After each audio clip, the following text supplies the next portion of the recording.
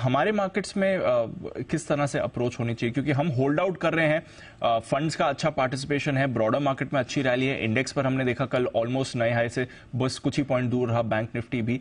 तो क्या ये ग्लोबल मार्केट्स का जो सहारा नहीं है उसके बावजूद हम आउट परफॉर्म करते रहेंगे या फिर कभी हमारा भी रिएक्शन आएगा इस पे? दीप देखो, दो चीजें। एक तो ये बहुत क्लियर है कि हम ग्लोबल मार्केट्स के मुकाबले में आउट परफॉर्म तो करेंगे, हम उतना तो नहीं घटेंगे जितना अमेरिका घटता हुआ आपको दिख रहा है, और वो डर तो हमारे में है भी नहीं। हमारे अमेरिका से सावधानी के ही संकेत है, डर के संकेत नहीं है, क्योंकि हमारे अपने बाजार तकनीकी तौर पर मजबूत है, हमारे यहाँ फ्लोज थोड़े से बेहतर हैं, और हम अमेरिकी बाजारों की गिरावट की वजह से अगर गैप डाउन ओपनिंग होती है तो हम हमेशा एक उसको खरीदारी का मौका देख रहे हैं, और वो मौका सही भी साबित हो रहा है। आप देख भी रहे हैं कि उन बाजारों की गिरावट से हमें जो मौका मिलता है उसमें हम तेजी दिखाई देते हैं। लेकिन दिक्कत यह है कि बढ़ने की रफ्तार धीमी पड़ सकती है। ये सबसे इंपॉर्टेंट चीज है कि आप लाइफ टाइम हाई के आसपास बैंक निफ्टी पर है, मुश्किल से 100-150 पॉइंट दूर है। निफ्टी पर आप लाइफ टाइम हाई से 400-500 पॉइंट दूर है। ऐसे में वो कहते हैं कि एक झटका लगाओ, एक जोर से दो झटका और पार कर जाओ, और पार करने के बाद अब नए लाइफ हाई में जाएं तो एक वहां मूड माहौल अलग होता है। तकनीकी तौर पर बाजार मजबूत हो जाते हैं, साइड में बैठे हुए इन्वेस्टर्स थोड़ा और पैसा लगाते हैं, जिनके पास कैश है वो पैसा डालने को तैयार है। तो वो जो ट्रिगर चाहिए वो मिसिंग है, एक्चुअली वो मिल नहीं रहा। सो इसलिए आपके पहली चीज तो ये कि ग्लोबल सपोर्ट नहीं होने से रफ्तार धीमी पड़ेगी। उसका कारण भी मैंने आपको बताया, 3 बड़े सेक्टर जो आपके लिए अंडर परफॉर्म कर सकते हैं, आईटी, मेटल, फार्मा। ये आपको एक आध दिन की चमक दिखाएंगे लेकिन वापस ठंडे हो जाएंगे जब तक कि ग्लोबल स्थिति साफ ना हो। दूसरी बात यह दीप कि ऐसी सिचुएशन में जब रफ्तार धीमी पड़ेगी तो हमें करना क्या है।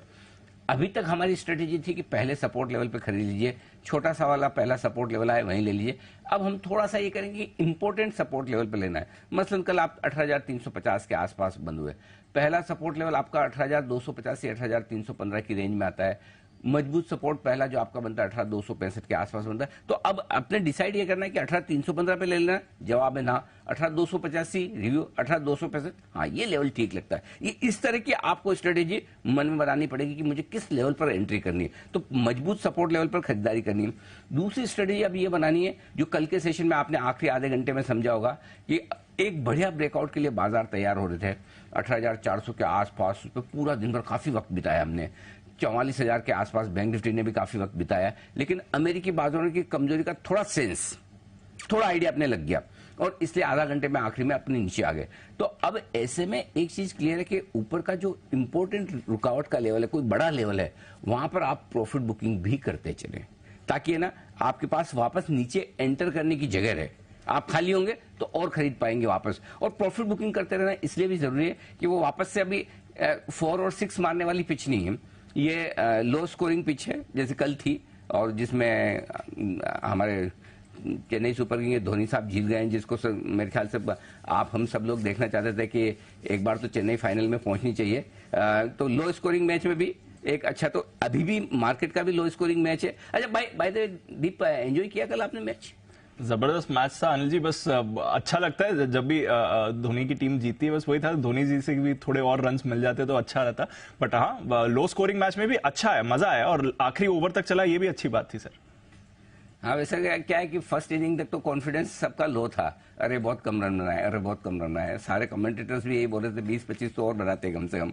बात तो सही है, लेकिन क्या होता है वो पॉइंट वही है कि बाहर से कमेंट्री करना आसान काम है, अंदर जाकर खेलना बड़ा मुश्किल काम है। ये ठीक उसी तरह से जैसे आप और हम मार्केट का एनालिसिस करते हैं, लेकिन सही स्टार जो है सारे जो हैं वो लोग हैं जो मार्केट के खिलाड़ी हैं, जो ट्रेड करते हैं, उन्हें समझ में आता है कि कितना रिस्की काम है। एनालिसिस करना, राय देना, मैं फिर कहूंगा हमारा काम आसान है, आप लोगों का काम मुश्किल है, जो वाकई में अपना पैसा लगाकर ट्रेड करते हैं। इजी नहीं है, इसलिए उनको पिच ज्यादा समझ में आती है जो पिच पर खेल रहे हैं, इसमें कोई डाउट नहीं। हमारा काम खाली लेवल्स के हिसाब से थोड़ा डायरेक्शन दे दें, मूड माहौल बता दें, उतना हम कर पाते हैं। लेकिन वाकई में मजा आया कल का मैच देख के। तो बात यह है कि हमारी पिच जो मार्केट की है वो थोड़ी सी एक वो वानखेड़े की पिच से चेपोक की पिच में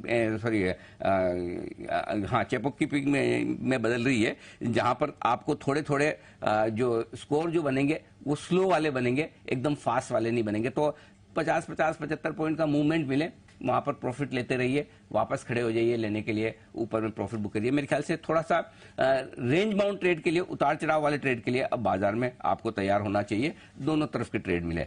अब लेवल्स में एक बार वो बता दूं जो इंपॉर्टेंट है पोजिशनल ट्रेडर्स के लिए, जब तक 18,000 के नीचे निफ्टी बंद नहीं हो रहा है और जब तक 43,000 के नीचे बैंक निफ्टी बंद नहीं हो रहा है, तब तक तो आपके मन में बिल्कुल भी ऐसा भाव आना ही नहीं चाहिए कि हम कमजोर भी हैं। आज 17वां दिन है, आज 18वां दिन होगा, 17 दिन ऐसे हो गए दीप जब 17 दिन मार्केट 18,000 के ऊपर से बंद हुआ। आज 18 दिन होगा तो 18 दिन से 18,000 का लेवल होल्ड कर रहा है, तो 18,000 मेरे लिए एक इंपॉर्टेंट सपोर्ट लेवल हो गया। 17 में से एक दिन निकाल दीजिए, 16 दिन 43,000 के ऊपर बैंक निफ्टी बंद होता दिख रहा है, और 9 दिन ऐसे हो गए दीप जब 43,475 के ऊपर, यानी कि 43,500 के आसपास इसके नीचे ही बंद नहीं हो रहा है। तो जब तक वैसे पोजिशनल ट्रेडर्स के लिए 43,000 है, लेकिन 43,450 के नीचे भी जब तक बंद नहीं होता तब तक बैंक निफ्टी में तो कहीं दूर दूर तक कोई कमजोरी का संकेत इंट्राडे के लिए भी नहीं। सो आई थिंक वैसे हमारे मार्केट ठीक है, बस ये कि ग्लोबल सपोर्ट नहीं मिलने से थोड़ा सा हम बढ़ने की रफ्तार कम करेंगे। मिड कैप स्मॉल कैप शेयरों की तेजी का रुझान बरकरार है, वहां पर किसी तरह की कोई ऐसे डर की अभी भी जरूरत नहीं है जी। मिड कैप स्मॉल कैप तेजी का रुझान बरकरार है, इंपॉर्टेंट लेवल्स के ऊपर बाजार क्लोजिंग दे रहा है, कोई डर की जरूरत नहीं है, बस वही देखते हैं थोड़ा ग्लोबल इफेक्ट कैसा आएगा।